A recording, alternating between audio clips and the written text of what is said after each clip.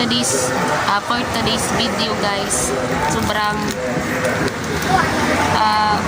maingay dito kasi nasa tabi ako nandito ako sa tindahan. Tapos guys, update ko lang sa aming second inventory. Sa first inventory namin noong November ay umabot na kami sa 15,300 yung kabuuan sa lahat ng mga binibenta namin. Tapos ngayong December na inventory ay umabot na siya ng 19,000. So ibig sabihin guys ay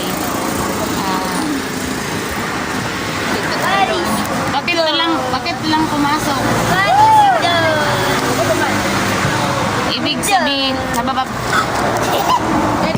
Ibig sabihin guys ay nag-ano siya, na ruling talaga namin yun. Sobrang ingay talaga guys, pasensya na.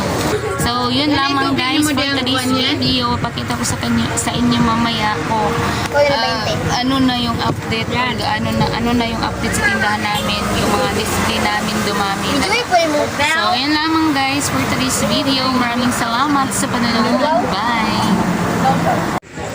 Isa ka mag-vlogs ako.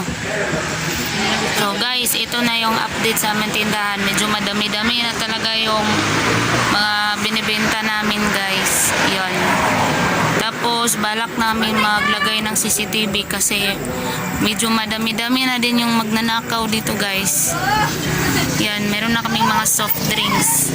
Pero mga day, walang laman na yan dahil napakabilis maubos.